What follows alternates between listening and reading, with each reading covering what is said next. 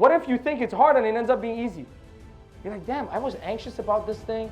I was freaking like walking back and forth. I was avoiding doing this for so long. That's all he told you.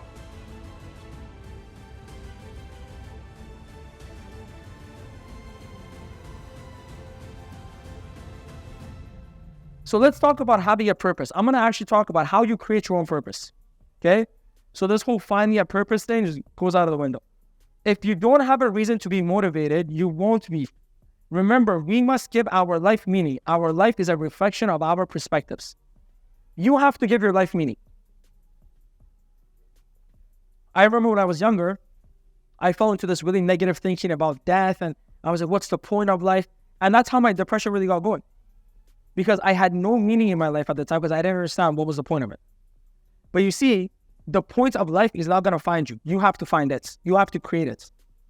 And that's, for me, I created that meaning for myself by saying, I'm here to become the best version I can be. So in the process of me doing that, I can inspire other people to do the same thing. And I felt connected to that. And I'll tell you how you do that. But here's how you turn your goals into minor purposes. Might not be a major purpose, but it's a minor purpose. Set a goal. For example, making $20,000 a month. Maybe for some of you, it's making $5,000 a month. Maybe it's $10K a month. Whatever. I don't care. The goal can be as big or as small as you like. Yes, certain goals are more inspiring than others, but it's okay to start small and think bigger as you gain more confidence. Does that make sense? Set a date by which you want to achieve that goal. A goal without a date is a dream. Does that make sense? You got to put a date on it. Come up with as many reasons as you can on why it's important for you to achieve this goal. I said come up with it. It's not going to come to you. You got to come up with reasons why it's so important for you to make $5K a month, for you to make $20K a month, for you to buy a new car, for you to look better in front of your friends, for you to prove your parents wrong, whatever it might be for you. And ask yourself this question: how would I feel when I achieve this? This is the key part. How would you feel when you achieve your goal? So let's take a minute right now. Write down a minor goal that you have. Whatever it is, I don't care. It could be related to this business. It could be related to something else. Just write it down. And then after you write it down, I want you to write down how you would feel when you achieve this. How would you feel if you achieved that goal? Would you feel proud? Would you feel joy? Would you feel free? Would you feel relieved that, oh my God, finally I did it? Would you feel at peace? How would you feel? And the more you can connect with that feeling, the better.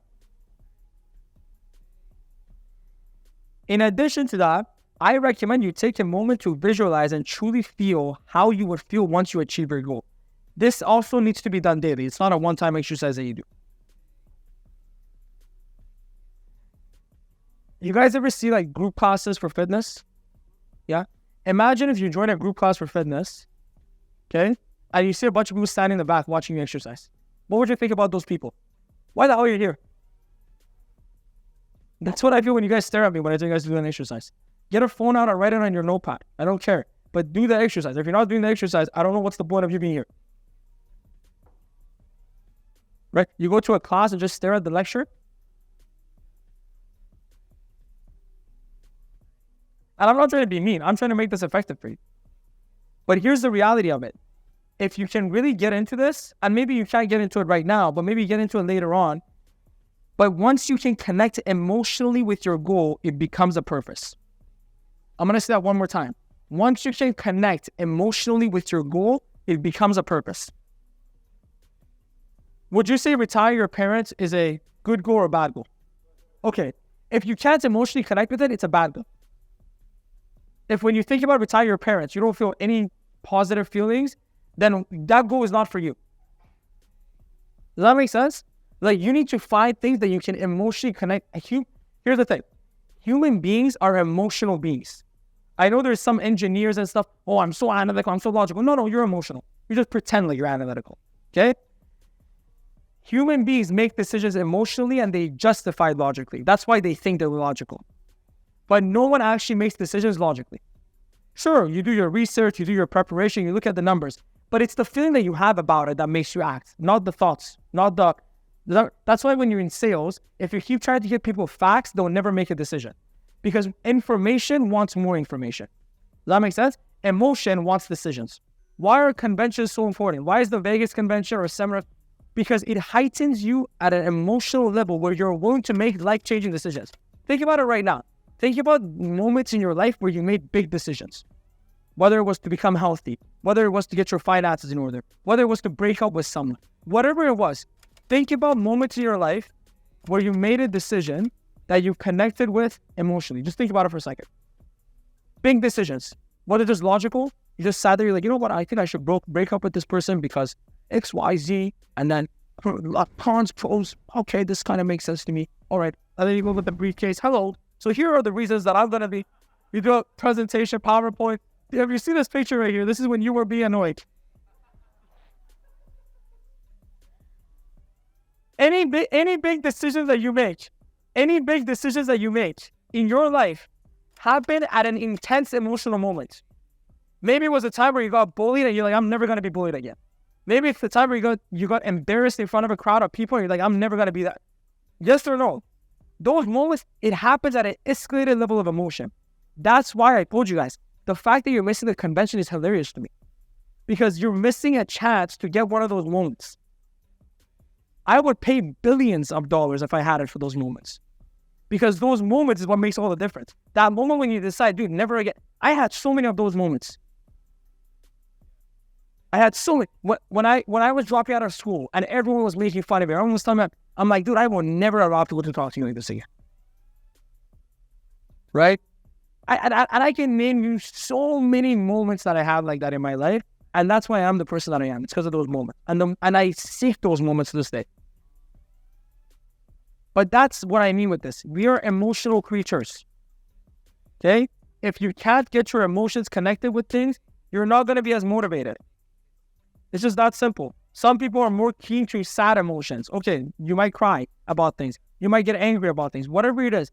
And without enthusiasm, goals are impossible. And a goal, even if it's I'm going to save the continent of, I don't know, like let's say, for example, Europe. I'm going to make Europe's economy come back and be like what it was. It's such, even a grander goal like that, that's so amazing. If you can't emotionally connect with it, it does nothing for you. It's good for a party. Yeah, I'm going to save Europe. Yeah, I'm not going to. Yeah, it's good for that. But it's going to do nothing for your motivation if you can't connect with it emotionally. But if you can sit there and think about that happening and cry about it, now you got something. If you can sit there and actually like get intensely emotional about your parents retiring is actually important to you. If you're not, you shouldn't feel guilty about it. Just find a different goal. Everything on Instagram needs to be yours. Oh, on Instagram, I read that I should buy my mom a car. You have to buy your mom a car? What if your mom doesn't drive? Like, stop trying to copy people. Find what works for you. Dude, my greatest motivation when I started, I needed $2,000 a month because I've been driving a Honda Bomb with the side mirror duct taped. And I was sick of it. Every day I would get in that car and I would look at the Honda logo and I'm like, never again. Dude, it was one of those cars where I'm going, when a car is shaky when you're going 80 miles per hour, you got to change your car. That car is shaky at 70 miles per hour. Like shaking on the highway. So for me, that was the greatest motivation. I could care less about reaching my potential in that 6 months. All I cared about was getting a new car. And I promise I never woke up like, is this bad? Am I a selfish person that I want a car? I never had that conversation. I'm like, dude, I'm so excited for that new car. And here's the most important part. If you just do this one time, it's going to do nothing for you. You have to sell yourself on why it's so important for you to achieve your goal as much as humanly possible. Look, you do such a phenomenal job of selling yourself to keep living the crappy life that you live. So why not change that? Why not change the selling point? Dude, if you're a licensed agent and your client came here and had doubts about a UL, you would spend 2 hours trying to educate them on why the UL is good. But when you have doubts about your dream, no, it doesn't matter. I'm going to give up. You do such a good job selling other people on things. When do you ever sell yourself on things? Guys, in traditional business, you don't have a mentor that calls you. So it's a great gift that we call you, but you should be selling yourself on why, not getting someone else to sell it for you. But I'm telling you, if it was a UL, you would kill yourself to make sure the client understands why it's so important. If it's a new team member that has doubts about the business model, you would kill yourself to overcome that doubt. But when you have doubts, you just go right into it. Yeah, that's true. It's not gonna happen. Why they still? And then I call you, and this is what you sound like. Hey, Nima. I'm like, dude, get your freaking out. Dude, like, I'm telling you guys right now, if I call you and that's your energy, that call is not gonna be a good call for either of us. We're both gonna be pretty upset after. Because it's just, I'm not a part of the camp where it's like, I'm not a part of the cuddling camp. Oh, I'm so sorry. Like, you're having like, I have one question. Is everything okay? Are you healthy? Is your family healthy? The minute you say yes, dude, now we're into it. The minute I know no one's dying, no one has a health issue, the minute I know that's not the case, now we're going to talk about why the hell you're letting yourself be so down. Because as long as you have clean water, you have accessible food, and you have something called 911 that can protect you, you have no right to be anything but great. Again, if it's a health issue, fair enough. That's not like my area. If somebody is going through something, they're sick, I'm sorry. If you're going through something, you're sick, I'm sorry. But if everyone is healthy and I call you and you tell me I'm okay, that's a bad call for both of us. Because if you have clean water, you have access to food, and you got 911, you're better off than 60%, 70% of the world. So you have no right to be anything but great if that kid is starving to death in another country. Does that make sense? You have no right to be anything but great if there's a kid that's sitting by the street begging for money. Like, some of you need to travel to third world countries. Don't go to Mexico. If you go to Mexico, don't go to a resort. Go to the bad places and see how people live. Because some of you go to the resort and they go, oh, Mexico's great. Why do they want to come to America? You're in the wrong part of Mexico, dude. 60-70% of the world, guys, is suffering. Suffering. Like war. Starvation. No clean water. No security. There's places in the world that you can't leave the house after 6 p.m. because they have so much gang violence going on. And you're having a bad day because Jenna said that your nose is too big. Like, get the...